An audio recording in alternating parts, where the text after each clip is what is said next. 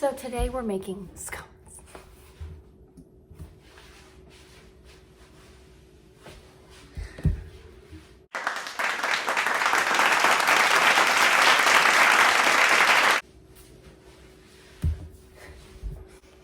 Oh, hello there. Greetings. So a lot of people have been asking me to make scones and it's super easy. This recipe is really easy. It's like only a few ingredients, so let's get ready. The most important thing we need to know about making scones is that most of the ingredients need to be cold. That way it binds together perfectly and so beautifully. Okay, so we're gonna do all the wet ingredients first. This is pretty easy. It's just half a cup of cold milk, freezing cold.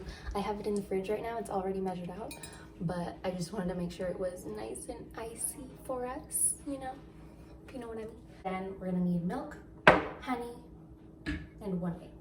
So let's get the milk. All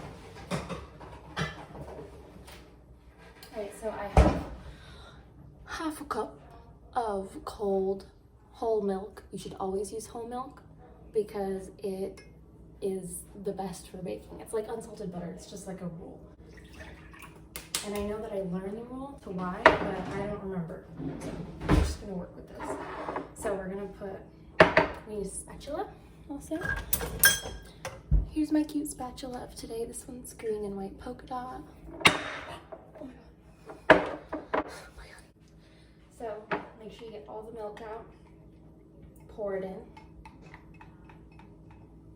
and then we're gonna crack 1 egg.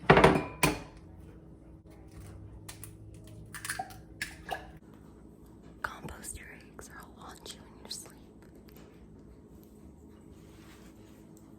Poof. You if you don't compost. Oof. Compost. And then it calls for 2 tablespoons of honey. I'm just gonna do what feels right to me. So this is my favorite honey. This is winter white honey. You can use any honey, but do keep in mind that whatever honey you use will change the flavor a little bit, but it's kind of just up to you. So I'm gonna do 2 tablespoons. So it's nice and sweet. Because there's not a lot of ingredients in this, it's really important that if you want sweet scones, you need to add the sweetness yourself because there's a lot of flour and that kind of cancels out any sweetness there could be. Now we're gonna whisk this together. This is our little mixture. I have it in a giant measuring cup. And we're gonna put it back in the fridge because I want it to stay cold, like everything else. Okay, so we're gonna whisk it up.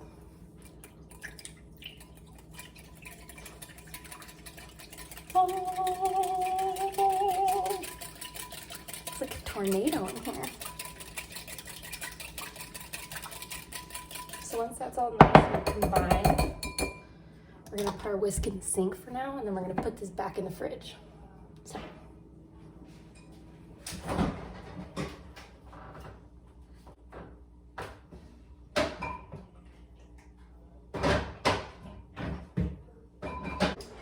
Okay, so now we're gonna combine our dry ingredients. I had to go get more flour at the store today because some people are hoarding it. Guess how many bags there were? One bag of flour. Okay, so I moved the angle a little bit so you can see what I'm doing a little bit better. This is gonna be where all the dry ingredients are going. I just have it stacked in another bowl so you can see it in the camera a little bit better. So this is gonna be 1.5 cups of all-purpose flour, 1/2 cup of whole wheat flour. We're gonna use salt, baking powder, baking soda. Perfect. Okay, so we're gonna put all the dry ingredients together. So we're gonna start with the all-purpose flour, and that's gonna be 1.5 cups. So, do I have a 1/2 cup? Yes. So, cup, half, perfect.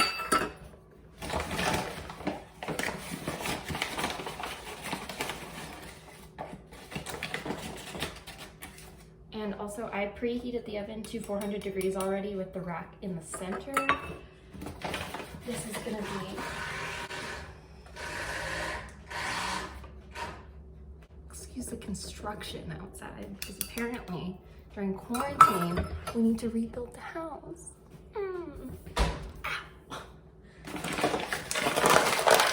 So, we'll put that to the side. And then we're gonna do our whole wheat flour. And, sorry, it's so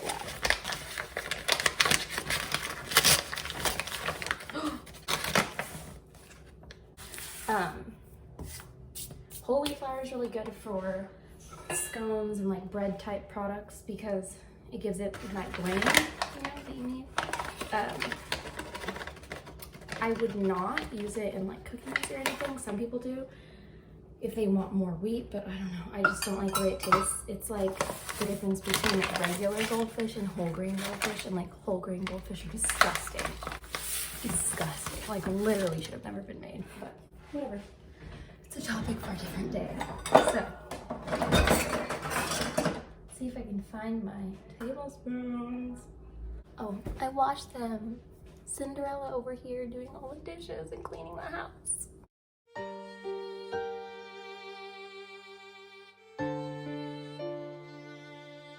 I need a tablespoon of baking powder. This was like the nicest thing a company ever could have done, is give this little leveler on top. It's so handy. However, this is not handy. This is like so difficult, especially once it gets to the bottom. You have to just like scrape the bottom. It's like so rude of them.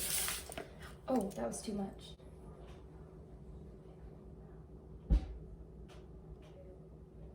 It's fine. We're gonna work with it.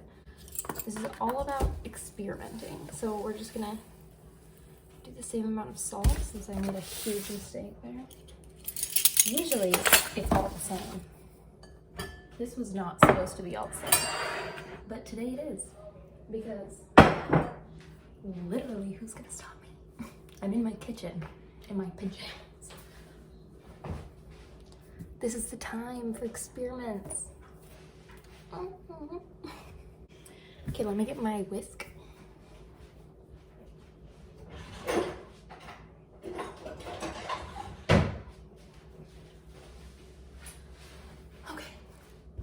Now, I'm going to whisk together the dry ingredients. This whisk is borderline useless, unless it's just for dry ingredients, and then it's like, okay, fine, whatever.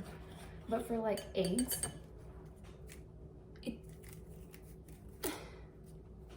nothing, does nothing. So, now that I have all my dry ingredients whisked,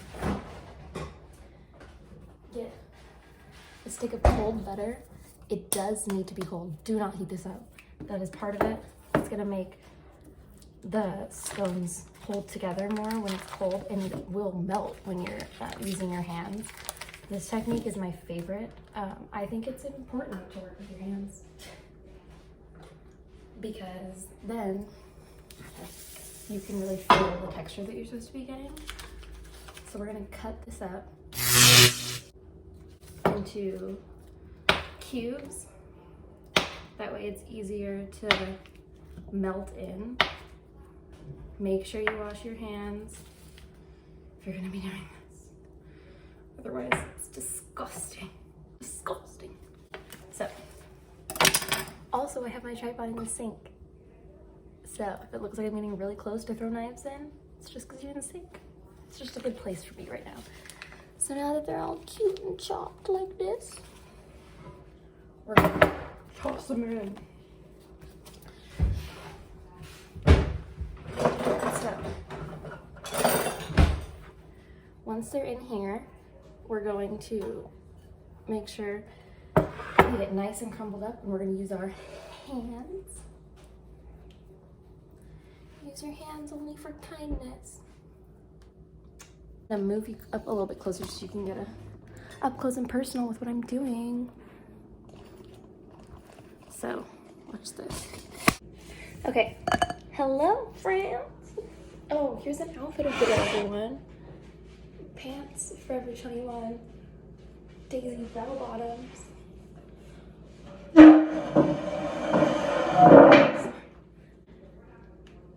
Slippers, Walmart. I don't remember where I got this, but look, it has ears. So cute, so fluffy. I don't remember where I got anything else, but oh, so cute, jammies. Hashtag casual Friday. Hashtag work from home. Hashtag cute, sweet princess angel. Okay, anyways. Okay. Let's go up and take a seat. So we can really dive in, you know? Okay, so hold on, let me wash my hands again. Okay, so we're gonna use our hands and we're just gonna go with this motion. And we're just gonna work the butter into the flour. For people who are visual learners like me, this is the best way to learn how to make anything, is just use as little utensils as possible and just work with your hands. But it's not visual, kinetic, something like that. I don't know, it doesn't matter. But scones and like muffins and pie crust and stuff where you work the butter in with your hands, it just, oh, it feels so good. It's like a stress ball. And I know this is a really stressful time for a lot of people, so this would be perfect. Just use your hands and dive right in. Nice and squishy. So once it's all broken up into tiny little pieces, then we're gonna add more stuff. But just make sure you don't overwork this. The flaps of the butter, that doesn't sound right. The butter, when it's gone and it goes in like this, it leaves chunks of butter in the product. That way when it bakes, it's like super flaky and perfect and just like the person who made it. Perfect. Now that it's the perfect texture, just kind of get the excess out. Put that to the side, wash your hands. Don't forget, this is the time where you should learn how to wash your hands the proper way, which is 20 seconds in warm soapy water. Sing your favorite song. Okay, now we're gonna add the wet ingredients and mix it up, and then we get to do the second best part, which is kneading the dough.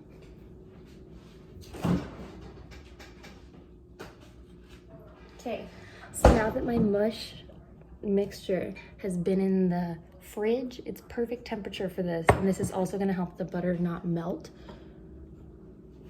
until it's ready to melt. I'm going to add like a tiny bit of vanilla, just like a tiny little splish splash, little drippity drop. Beautiful. And I'm gonna pour it over. Sorry, this is gonna be like 15 different angles because I'm dumb and I don't know how to work my tripod yet, but I love it and it's perfect. And so I'm playing with it as I'm using it for the first time. So don't hate on me. So anyways, what we're gonna do is we're gonna pour this over this mixture.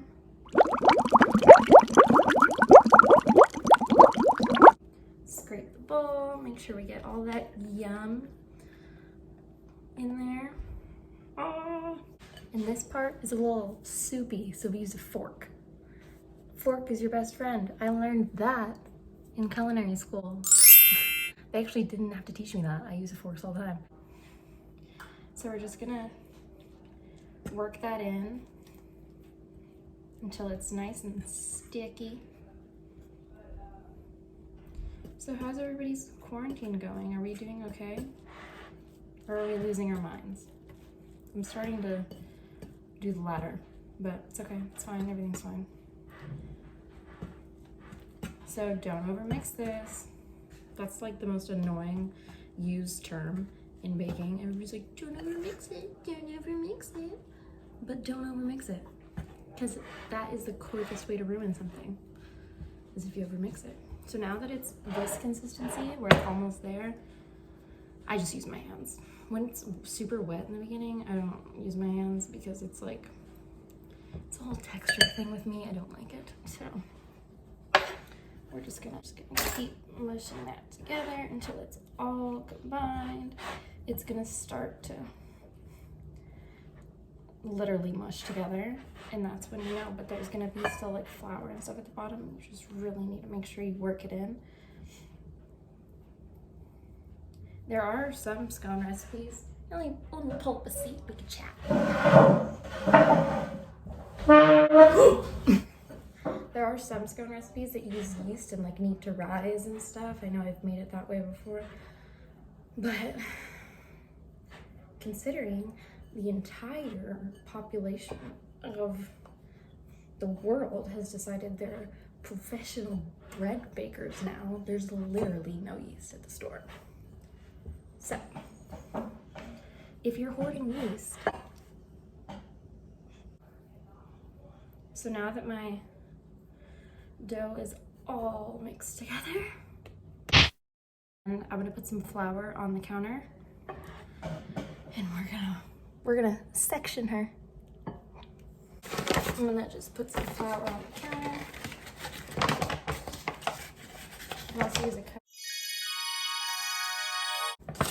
but the counter is most accessible to me currently. So we're just gonna give it light dusting. And then I'm gonna section it and do a circle. Here, let me move you guys closer.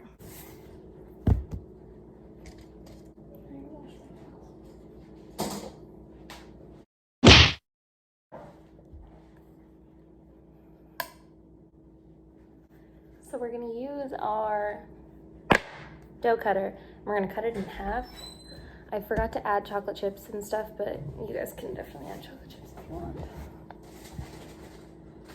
So I need the rest of this one. Sorry. We're good. Okay. So we're gonna chop her in half. Look at that. Beautiful. Anyways, sorry. So yeah, I forgot to add chocolate chips, and I was gonna do, this makes about 12, so I was gonna do 6 with chocolate chips and, or not 6 with chocolate chips, I was gonna do like 2 with chocolate chips, 2 with walnuts, almonds,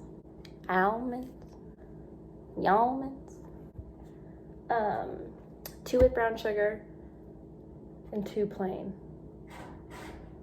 That's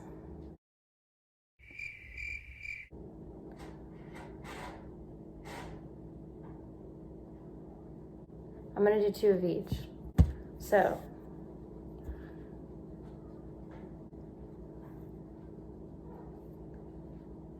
yeah, okay. So these 2 are gonna be chocolate chip. So what I'm gonna do is I'm gonna flatten this. Also, tomorrow's my parents' anniversary, so I'm making these for their excursion since we can't do anything. They're going to drive to Cayucas, where they go every 3 seconds because they wish they lived there.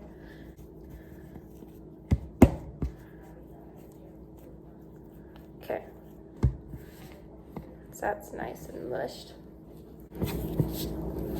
I just split it up so that the chocolate chips would get fully incorporated, but what we're gonna do is we're gonna put it into a circle, and we're just gonna slice her down the middle. Perfect. So just kind of shape them just so they're a little bit more triangular, which you definitely don't have to do, but oh my god, the power that I have. We're just gonna put them on our cookie sheet. Now we're gonna put them in the oven. So these go in the oven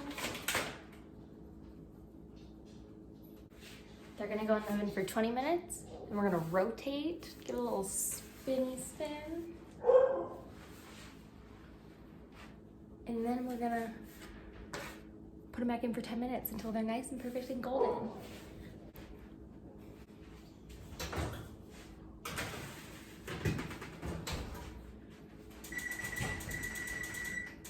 One minute, 37 seconds later. These smell so good, I just want to take them out already. Should we take a look? Should we see what they look like? I think we should. Let's do it. Let's set you up here, my friends. Let's give you a good angle of the dangle.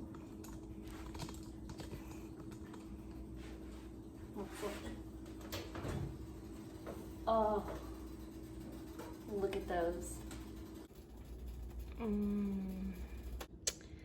Look at that. This is just the plain one. Those layers. So beautiful. With some honey. Oh, she's beautiful like her creator. She got it from her mama. She got it from her mama. Okay, thanks guys. Goodbye. Anyways, thanks for baking with me. I'll see you guys later. Bye.